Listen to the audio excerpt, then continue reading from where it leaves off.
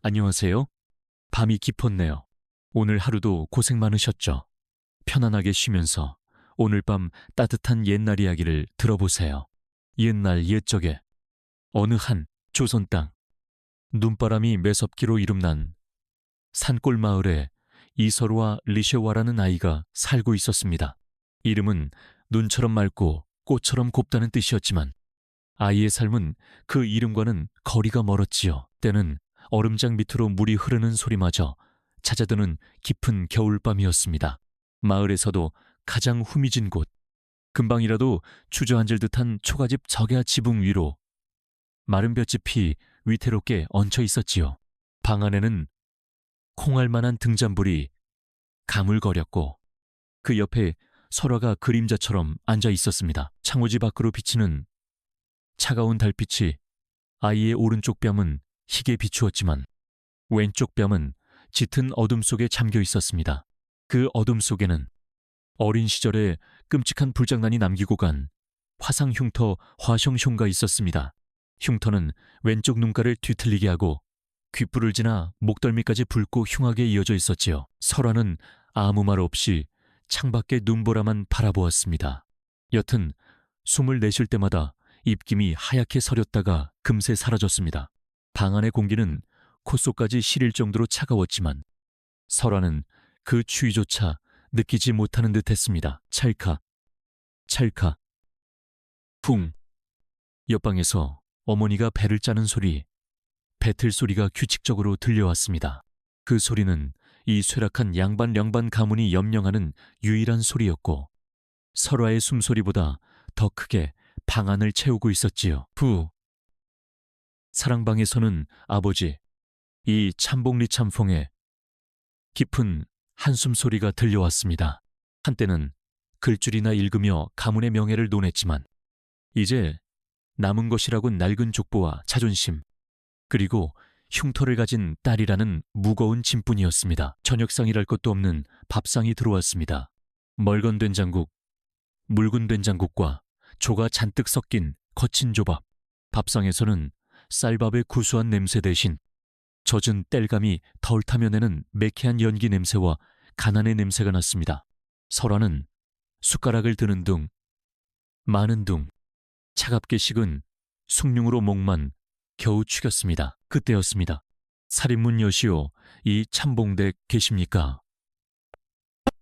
쉰 목소리와 함께 누군가 살인문을 거칠게 두드렸습니다. 어머니가 황급히 배틀에서 내려와 문을 열자 눈을 잔뜩 뒤집어 쓴 뚜쟁이, 매파가 매서운 바람과 함께 부엌으로 굴러들어왔습니다. 아이고, 이 추위에 어쩐 일이신가? 박노파는 젖은 저고리 매무새를 고칠 생각도 않고 퀭한 눈으로 안방을 휙 둘러보았습니다. 그 눈길이 등잔불 아래 앉은 설화의 얼굴에 잠시 머물렀습니다. 동정 반, 경멸 반이 섞인 그 노골적인 시선의 설화는 본능적으로 고개를 숙여 흉터를 가렸습니다. 쯧쯧. 참봉댁도 이젠 결단을 내리셔야지. 박노파가 콧방귀를 뀌며 말했습니다. 그게 무슨 말씀이신지 어머니의 목소리가 떨려왔습니다. 무슨 말이긴. 저기, 저 설화 말이야. 저 아이도 벌써 18비요. 저 흉터로는 정실은커녕 시집가긴 글렀잖소. 마침 저 윗마을 변부자 영감이 상처 성취하고 적적해 하던 차에 자리가 하나 났어. 비록 첩체의 자리지만 그 영감이 나이가 많아 여인의 얼굴 따위는 신경 쓰지 않는다고 하더군. 재산도 많고. 이만하면 설화에겐 분에 넘치는 복이지. 어머니의 어깨가 가늘게 떨리는 것을 설화는 보았습니다. 아버지, 이 참봉은 끝내 헛기침만 내뱉을 뿐 방에서 나오지 않았습니다. 양반의 체면이 첩의 자리를 두고 흥정하는 이 상황을 견딜 수 없었던 것이겠지요. 하지만 침묵은 곧 동이었습니다. 설화는 조용히 일어났습니다. 그리고 제 방으로 들어갔습니다. 박노파의 목소리가 등 뒤에서 계속 들려왔습니다. 내일 당장 답을 주시오. 이 기회 놓치면 저 아이는 평생. 설화는 차가운 아랫목에 몸을 뉘었습니다. 눈물이 날 것 같았지만 눈물은 이미 오래전에 말라버렸습니다. 대신 아이는 품속 깊은 곳에서 손때 묻은 작은 비단 주머니 하나를 꺼냈습니다. 주머니를 열자 그 안에는 까맣게 마른 머리카락 한 줌과 아이의 엄지손톱만 한 작은 조약돌 하나가 들어있었습니다. 그것은 10년 전 이 흉터를 만든 그날의 약속이었습니다. 설화야, 내가 잘못했다. 울지 마라. 이 흉터, 내가 꼭 책임질 것이다. 나중에 내가 장원급제해서 세상에서 제일 고운 비단옷을 입혀주고 너를 내 아내로 맞을 것이다. 그렇게 말하며 제 머리카락 한 줌을 잘라주고 개울가에서 가장 예쁜 돌을 주어 쥐어주었던 그 아이, 이웃마을 세도가 김대감 댁의 아들 김철수, 진저쭈. 설화는 돌멩이를 쥔 손에 힘을 주었습니다. 손바닥이 아파왔지만 그보다 더 시린 것은 가슴 한구석이었습니다. 책임이라는 말이, 아내라는 말이 방금 전방 노파가 내뱉은 첩이라는 단어와 겹쳐지며 아이의 가슴을 난도질했습니다. 다음 날 설화는 해가 뜨기도 전에 자리에서 일어났습니다. 밤새 비단 주머니를 쥔 손은 차갑게 얼어붙어 감각조차 없었지요. 어머니는 벌써 배틀 앞에 앉아 있었고 아버지는 헛기침 소리와 함께 방문을 열고 나갔습니다. 첩으로 가라는 그 무언의 압박이 어젯밤 내린 눈보다 더 무겁게 설화를 짓눌렀습니다. 설화는 결심했습니다. 사랑을 구걸하러 가는 것이 아니었습니다. 잊힌 약속일지라도 한때 사내 대장부가 내뱉었던 그 말의 무게를 확인하고 싶었습니다. 자신을 첩이라는 자리로 밀어넣으려는 세상 앞에서 자신의 존재가 그저 흥정의 대상이 아님을 확인받고 싶었습니다. 그것이 설화가 지킬 수 있는 마지막 존엄이었습니다. 설화는 가장 깨끗한, 그러나 여기저기 기우는 적이 역력한 흰무명 저고리를 꺼내 입었습니다. 그리고 어머니가 짜다가 남은 자투리 천으로 흉터를 가릴 수 있는 너울 가리개를 급히 만들었습니다. 차가운 아침 공기를 가르며 설화는 마을 어귀 너머 기와지붕이 웅장한 김대감 댁으로 향했습니다. 그 집 앞은 설화가 사는 초가집과는 다른 세상이었습니다. 높은 담장과 소슬대문은 가난한 자의 접근을 엄히 금하고 있었지요. 설화가 문 앞에서 머뭇거리자 문을 지키던 행랑아범이 퉁명스럽게 물었습니다. 리슈, 여긴 아무나 오는 곳이 아니네. 저기 철수 도련님을, 아니, 김서방님을 뵈러 왔습니다. 행랑아범은 위아래로 설화를 훑어보았습니다. 누더기 같은 차림새, 그리고 너울로도 다 가려지지 않는 흉터의 흔적을 본 그의 눈에 경멸이 스쳤습니다. 서방님은 지금 손님 맞을 시간이 없네. 가보게. 아닙니다. 꼭 배워야 합니다. 아주 오래전 약속이 있었습니다. 설화가 물러서지 않고 버티자 문 안쪽에서 소란을 들은 듯 날카로운 여인의 목소리가 들려왔습니다. 무슨 소란이냐? 문을 열고 나온 것은 김철수의 어머니, 김대부인 친다후른이었습니다. 비단치마는 스칠 때마다 사각거리는 소리를 냈고 머리에 꽂은 옥비녀는 겨울 햇살에도 차가운 빛을 뿜어냈습니다. 그녀의 눈은 설화의 너울을 꿰뚫어보는 듯했습니다. 내년이로구나. 이설화. 설화는 깜짝 놀랐습니다. 그녀가 자신을 알고 있다는 사실에 대부인 마님, 어디서 감히 도련님을 찾아 내 분수를 알아야지. 김대부인의 목소리에는 한치의 온기도 없었습니다. 듣자 하니 변부자 댁첩으로 들어간다지. 그것도 감지덕지할 판에 혹여 지난 일로 우리 가문에 흠집이라도 내보려는 수작이냐? 아닙니다. 저는 그저 약조에 대해. 설화는 떨리는 손으로 품속의 비단 주머니를 꺼내려 했습니다. 그 순간 김대부인이 차갑게 웃었습니다. 약조와 불장난으로 생긴 흉터를 가지고 어디 감히 흥정을 하려들어 내년에 그 흉한 얼굴이 우리 철수 앞길에 재앙이 될 것을 몰랐느냐. 10년 전에도 그랬고 지금도 마찬가지다. 그때 사랑채의 창호지가 살짝 열렸다가 닫히는 것을 설화는 보았습니다. 그 안에는 분명 과거에 급제하여 금이 환영했다는 김철수가 있었습니다. 그는 어머니의 악독한 말들을 모두 듣고 있었지만 끝내 밖으로 나오지 않았습니다. 그저 닫힌 문 뒤에 숨어 자신의 비겁함을 감추고 있었지요. 이것이 도련님의 뜻입니까? 설화가 마지막 힘을 다해 물었습니다. 이 집안의 뜻은 곧 나의 뜻이다. 김 대부인이 소리쳤습니다. 이 천한 것에게 엽전 몇 푼 쥐어주면 될 것을 우리 철수가 인정이 많아 그동안 내버려둔 개지. 당장 이 물건을 치우지 못할까. 김 대부인은 설아가 미처 꺼내지도 못한 비단 주머니를 손으로 쳐냈습니다. 주머니가 눈밭 위로 떨어지며 그 안에 든 조약돌과 마른 머리카락이 더러운 눈 속으로 흩어졌습니다. 여봐라. 이 계집을 당장 대문 밖으로 내쫓아라. 다시는 이 집문턱을 넘보지 못하게 아주 멀리 내다버려라. 가차없는 명령에 행랑아범과 하인들이 달려들어 설화의 팔을 붙잡았습니다. 설화는 저항하지 않았습니다. 아니, 저항할 기력조차 남아있지 않았습니다. 그녀는 질질 끌려 나오며 흩어진 머리카락과 조약돌을 바라보았습니다.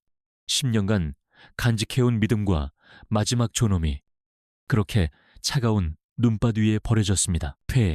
잴수 없는 것. 하인은 설화를 대문방 눈더미 속으로 거칠게 밀어 던졌습니다. 설화는 얼마나 오랫동안 그 자리에 쓰러져 있었는지 모릅니다. 온몸이 얼어붙는 것 같았지만 가슴 속에서 타오르는 치욕감과 절망이 더 뜨거웠습니다. 비틀거리며 집으로 돌아왔을 때 어머니는 설화의 꼴을 보고 이미 모든 것을 짐작한 듯 했습니다. 이 멍청한 것. 어머니의 손이 설화의 뺨을 내리쳤습니다. 네가 감히 거길 왜 가? 이제 변부자 택첩 자리마저 날아가게 생겼구나. 이 흉물스러운 것이 가문의 명예에 먹칠을 해도 유분수지. 아버지 역시 사랑방문을 걸어 잠그고 나오지 않았습니다. 약속을 지키겠다던 사내는 비겁하게 숨어버렸습니다. 세상 물정 모른다며 타박하던 부모는 이제 그녀를 가문의 수치로 여겼습니다. 갈 곳이 없었습니다. 이 세상 어디에도 설화가 발붙일 곳은 없었습니다. 설화는 뒤돌아보지 않고 집을 뛰쳐나왔습니다. 어디로 가야 할지 몰랐습니다. 그저 이 지긋지긋한 마을을, 자신을 올가매는 모든 것들로부터 벗어나고 싶었습니다. 설화가 마을 뒷산으로 접어들었을 때 하늘이 갑자기 어두워지기 시작했습니다. 매서운 바람이 살을 내는 듯 불어닥쳤고 이내 장대 같은 눈보라가 휘몰아쳤습니다. 길은 순식간에 사라졌고 사방은 온통 흰빛뿐이었습니다. 추위와 배고픔 그리고 절망감에 설화의 걸음이 점점 느려졌습니다. 다리가 눈 속에 깊이 빠져 더 이상 움직일 수 없게 되었을 때 설화는 그 자리에 쓰러졌습니다. 얇은 무명 저고리 사이로 파고드는 죽음의 냉기가 느껴졌습니다. 이대로 끝이구나. 의식이 가물가물 멀어져 가던 바로 그때였습니다. 저 멀리 눈보라 사이로 아른거리는 붉은 빛이 보였습니다.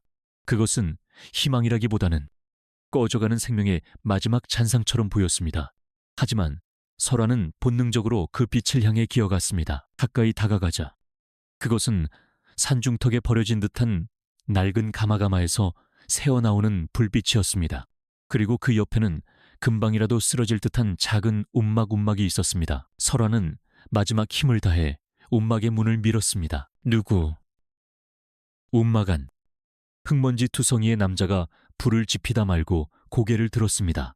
남자는 설화의 흉한 흉터를 보고도 놀란 기색이 없었습니다. 그저 묵묵히 제 할 일을 하고 있었지요. 설화는 그 말을 끝으로 정신을 잃고 말았습니다. 설화가 다시 눈을 떴을 때 며칠이 지났는지 알 수 없었습니다. 몸은 지독한 열병을 앓고 난 듯 무거웠지만 기묘한 온기가 몸을 감싸고 있었습니다. 낡았지만 깨끗하게 세탁된 두꺼운 소미불이었습니다. 일어났소. 낮고 무뚝뚝한 목소리였습니다. 며칠 전 보았던 그 사내였습니다. 그는 설화 쪽은 쳐다보지도 않고 아궁이에 장작을 밀어놓고 있었습니다. 사내는 설화에게 뜨거운 그릇 하나를 툭 밀어주었습니다. 톡 쏘는 향기가 코를 찔렀습니다. 뜨거운 생강차 청정자였습니다. 설화는 아무 말 없이 생강차를 받아 마셨습니다. 뜨거운 기운이 얼어붙었던 속을 천천히 녹여주었습니다. 사내는 끝까지 설화에게 아무것도 묻지 않았습니다. 어디서 왔는지, 이름이 무엇인지, 그 흉터는 어찌 된 것인지 그저 묵묵히 제 할 일만 할 뿐이었습니다. 설화는 그 움막에 머물게 되었습니다. 처음 며칠은 알아누웠고 기운을 차린 뒤에는 사내를 관찰했습니다. 사내는 이 버려진 가마터에서 홀로 그릇을 빚는 도공더공이었습니다. 이름은 강민준 짱터준이라 했습니다. 그의 움막은 가난했지만 서로가 살던 집과는 달리 깨끗하고 정돈되어 있었습니다. 방 한 구석에는 빛담한 그릇들이 줄지어 있었고 움막 전체에는 젖은 흙냄새와 가마에서 풍겨나오는 짙은 소나무 장작 타는 냄새가 배어 있었습니다. 그 냄새는 이상하게도 설화의 마음을 편안하게 했습니다. 어느 날 저녁, 민주는 갓 지은 따뜻한 흰쌀밥과 잘 익은 깍두기가 담긴 밥상을 내밀었습니다. 설화는 왈칵 눈물이 쏟아질 뻔했습니다. 양반 가문이라는 허울 속에서 조밥만 먹던 자신에게 이 거친 사기 그릇에 담긴 흰쌀밥은 세상 어떤 진수성찬보다 따뜻했습니다. 그들은 말없이 밥을 먹었습니다. 밥그릇 부딪히는 소리와 장작 타는 소리만이 움막을 채웠습니다. 설화는 처음으로 자신이 흉터가 아닌 사람으로 대접받고 있음을 느꼈습니다. 민준의 움막에서 지낸 지 한 달이 지났습니다. 봄은 아직 멀었지만 가마에서 피어오르는 불꽃 덕분에 설화의 마음속 얼음은 조금씩 녹아내리고 있었지요. 설화는 민준을 도우며 흙을 나르고 장작을 팼습니다. 민준은 여전히 말이 없었지만 이제는 설화를 위해 따뜻한 숭늉을 따로 남겨두곤 했습니다. 민준은 뛰어난 도공이었습니다. 그의 손에서 빚어지는 흙은 마치 살아 숨쉬는 듯 유려한 곡선을 만들어냈습니다. 하지만 그는 깊은 절망에 빠져 있었습니다. 젠장도 실패다. 그날도 민주는 갓 식힌 가마에서 잿빛으로 죽어버린 청자 7칠 조각을 꺼내 던졌습니다. 움막 뒤편에는 그렇게 깨진 그릇 파편이 산더미처럼 쌓여가고 있었지요. 그는 곧 있을 현감 윤감의 환갑연에 바칠 최상급의 청자 매병 층쯤의식을 만들어 쇠락한 가문의 가마를 다시 일으켜 세워야 했습니다. 하지만 어찌된 일인지 그가 그토록 원하던 피취색 회칠석은 나오지 않고 탁한 잿빛만 거듭되었습니다. 마음이 담기지 않아서 그렇다. 밤늦도록 몰래 앞에 앉아 녹두리를 하던 민주는 결국 탈진한 듯 그 자리에 쓰러져 잠이 들었습니다. 설화는 잠든 민준의 거친 손을 물끄러미 바라보았습니다. 흙먼지가 끼고 화상 자국이 가득한 손이었습니다. 자신처럼 세상의 편견과 싸우고 있는 손이었습니다. 그날 밤 설화는 처음으로 자신의 것을 꺼냈습니다. 어머니에게 어깨너머로 배운 자수칫솔 솜씨, 흉터가 생긴 이후 쓸모없는 계집이라는 소리를 들으며 감히 실과 바늘을 잡지 못했습니다. 하지만 지금 설화는 저지친 사내를 위해 무언가를 하고 싶었습니다. 집에서 도망칠 때 챙겨나온 유일한 것. 작은 바늘쌈지에서 실과 바늘을 꺼냈습니다. 색실이랄 것도 없었지요. 그저 낡은 저고리 안감에서 풀어낸 몇 가닥의 붉은 실과 흰 실이 전부였습니다. 설화는 민준이 실패작이라며 한쪽에 던져둔 아무 무늬 없는 작은 백자 바츠아퍼를 집어들었습니다. 그리고 그 합을 감쌀 작은 보자기를 짓기 시작했습니다. 달빛이 창호지를 통해 설화의 손등을 비추었습니다. 흉터 때문에 늘 감추기만 했던 손. 그러나 그 손은 천상의 무희처럼 천위를 날아다녔습니다. 찰칵, 찰칵. 어머니의 배틀소리 대신 설화의 바늘이 천을 꿰는 소리가 움막 안을 고요히 채웠습니다. 새벽녘, 흙냄새 속에서 잠을 깬 민주는 제 눈을 의심했습니다. 물레 위에 어젯밤 그 실패한 백자합이 놓여 있었습니다. 그리고 그 위를 덮은 작은 명주 보자기, 그 위에는 한 마리의 까치가 앉아 있었습니다. 단지 몇 가닥의 실로 수놓았을 뿐인데 그 까치는 금방이라도 지저귀며 날아오를 듯 생생했습니다. 눈동자는 살아있는 듯 반짝였고 깃털 하나하나가 새벽 공기에 부풀어 오른 듯 했습니다. 그것은 자수가 아니었습니다. 그것은 혼이었습니다. 민주는 설화를 바라보았습니다. 아이는 바늘을 쥔 채 곤히 잠들어 있었습니다. 흉터가 있는 왼쪽 뺨이 처음으로 아름답다고 생각했습니다. 설화, 당신이었군. 민주는 깨달았습니다. 자신의 그릇에 부족했던 것은 기술이 아니라 바로 이 혼이었음을. 자신의 단단한 흙과 서로의 섬세한 영혼이 만나야만 비로소 완성된다는 것을 그들은 함께하기 시작했습니다. 민주는 가장 순수하고 단단한 백자를 빚었고 설화는 그 위에 생명을 불어넣었습니다. 민준의 백자가 굳건한 뼈대가 되었다면 설화의 자수는 따뜻한 피와 살이 되었습니다. 며칠 뒤 그들은 처음으로 자신들의 작품을 가지고 고을장터 장터로 향했습니다. 설화는 민준이 만들어준 투박한 모자 너울을 써서 얼굴을 가렸지만 어깨는 그 어느 때보다 지곱게 펴져 있었습니다. 좌판에 민준의 백자합과 설화의 자수 보자기가 놓이자 사람들의 발길이 멈췄습니다. 그릇을 사러 온 것이 아니라 마치 그림을 감상하듯 모여들었습니다. 바로 그때였습니다. 어머님, 저것 좀 보셔요. 꼭 살아있는 것 같아요. 귀에 익은 그러나 듣고 싶지 않았던 목소리, 김대부인이었습니다. 그녀는 새하얀 비단 치마를 차려입은 어린 며느리 철수의 아내와 함께 장을 둘러보고 있었습니다. 며느리의 손길에 이끌려 좌판 앞에 선 김대부인은 설화의 자수에 순간 매혹되었습니다. 원앙 한 쌍이 논이는 비단 주머니였습니다. 솜씨가 제법이로군. 이만한 건 궁궐에서도 보기 드문. 김대부인이 거만한 표정으로 주머니를 집어들고 뜯어보던 순간 좌판을 지키던 설화가 고개를 들었습니다. 바람이 불어 설화의 너울이 살짝 젖혀졌고 그 아래의 흉터가 햇빛에 드러났습니다. 김대부인의 얼굴이 굳어졌습니다. 그녀는 설화를 알아보았습니다. 네. 내년이. 김대부인은 손에 든 비단 주머니를 마치 더러운 벌레라도 만진 듯 경악하며 내던졌습니다. 새하얀 원앙 주머니는 질척한 흙탕물 속으로 처박혔습니다. 천한 것. 어디서 감히 이런 흉물스러운 물건을 내놓아. 내년에 재수 없는 손이 닿은 물건이렸다. 사람들이 웅성거리며 모여들었습니다. 며느리는 당황하여 어쩔 줄 몰라 했지요. 모두가 설화가 울며 도망칠 것이라 생각했습니다. 하지만 설화는 울지 않았습니다. 그녀는 천천히 그리고 아주 우아하게 몸을 숙였습니다. 흙탕물에 빠진 비단 주머니를 조심스럽게 집어들었습니다. 그리고는 김대부인의 눈을 똑바로 바라보았습니다.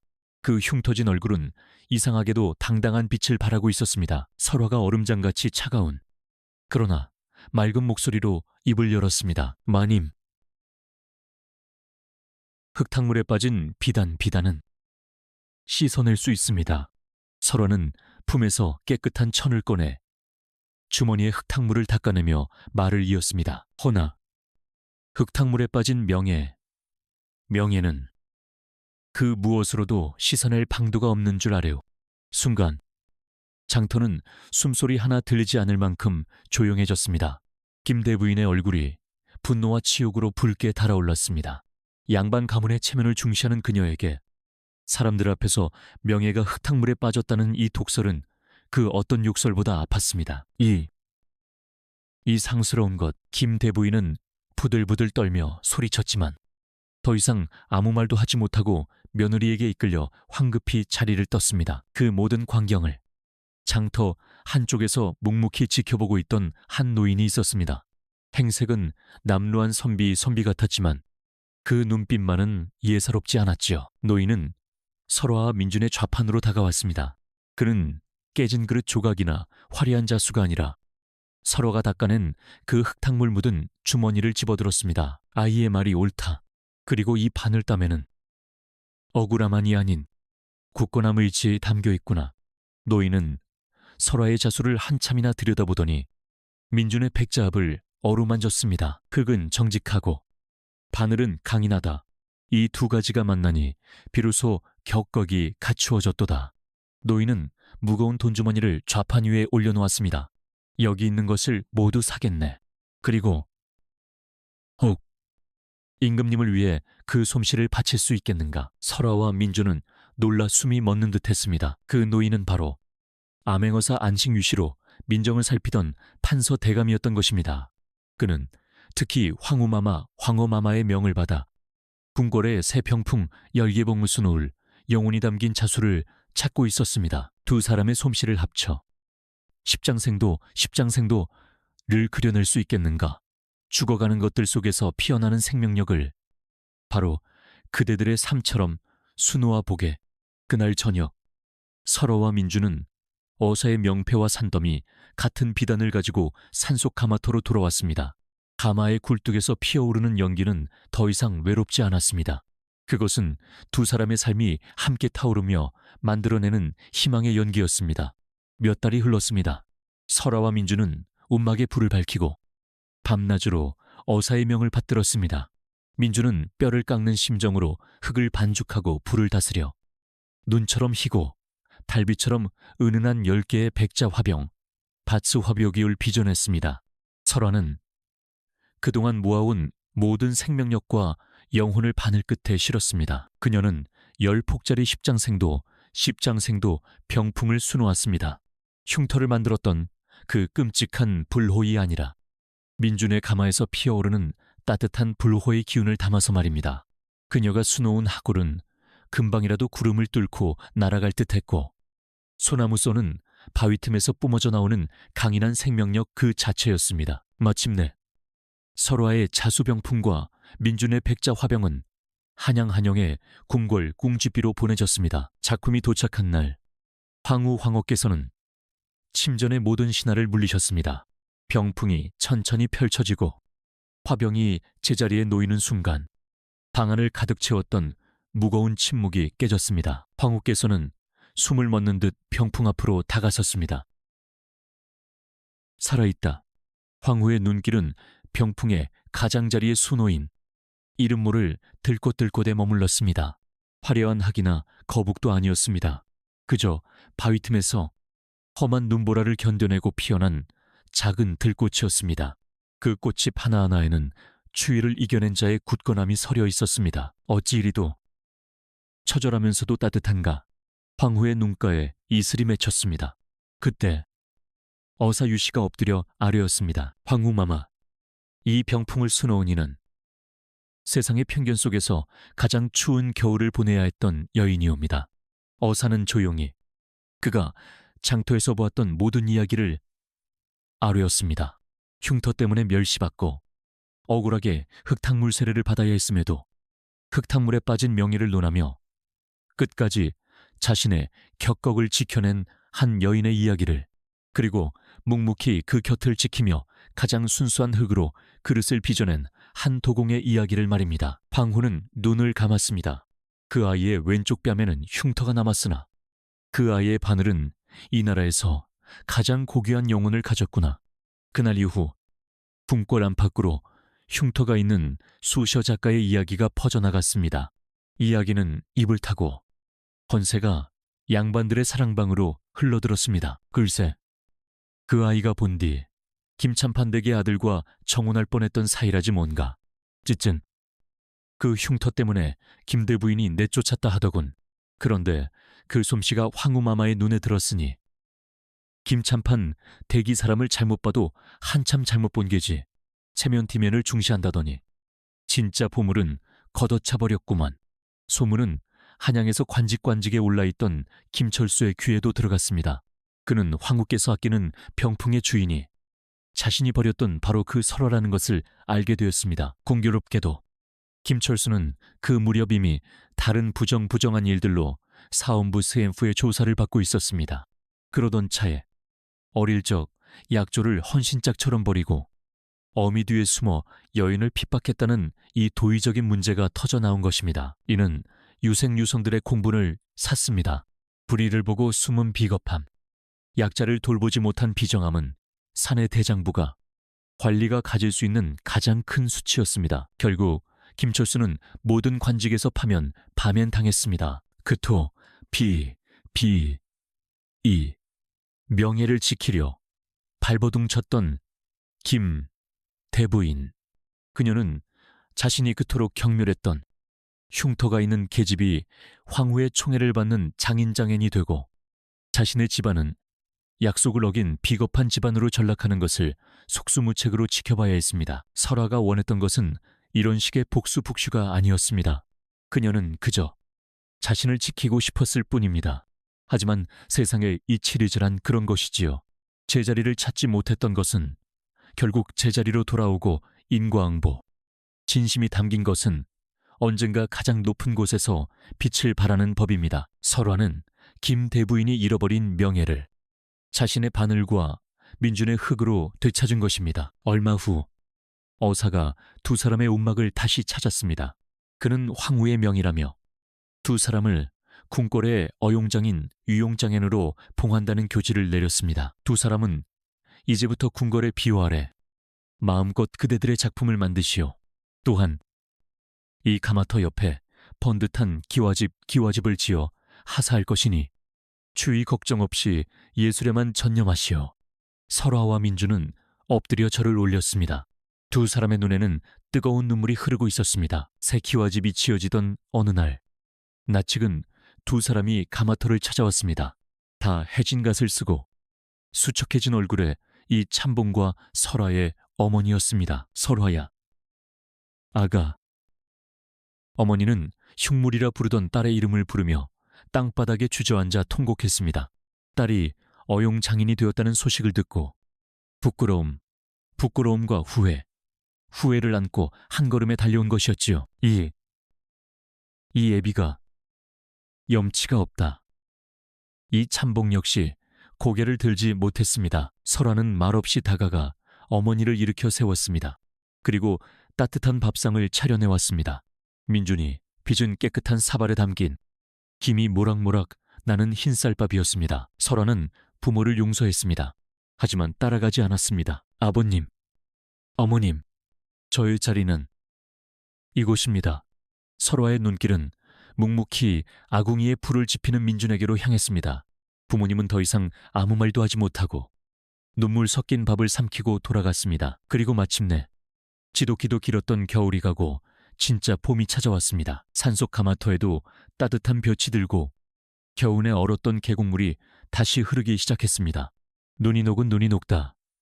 축축한 흙 냄새 사이로 이른 매화매화가 수줍게 꽃망울을 터뜨렸습니다. 새로 지은 기와집의 넓은 대청마루 다택마루에 설화와 민준이 나란히 앉아 있었습니다. 민준은 더 이상 현감의 환가변 따위를 걱정하지 않았습니다. 그는 설화를 닮은 부드러우면서도 강인한 곡선을 가진 새로운 다랑아리를 그리고 있었습니다. 설화는 십장생도를 수놓고 있지 않았습니다. 그녀의 무릎 위에는 갓난아기가 입을 고운 베네 쩌고리가 놓여 있었습니다. 그녀는 하얀 천 위에 복부를 기원하는 작고 붉은 꽃잎을 한 땀 한 땀 수놓고 있었습니다. 민준이 잠시 붓을 놓고 설화의 뺨을 바라보았습니다. 봄햇살 아래 흉터는 여전히 그 자리에 있었습니다. 하지만 이제 그 흉터는 더 이상 아픔의 상징이 아니었습니다.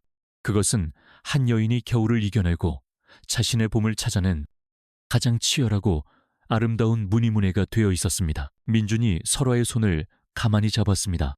두 사람의 시선이 마주쳤고 그들은 말없이 미소 지었습니다. 저 멀리 가마의 굴뚝에서는 두 사람의 삶처럼 따뜻하고 힘찬 연기 냄새가 피어오르고 있었습니다.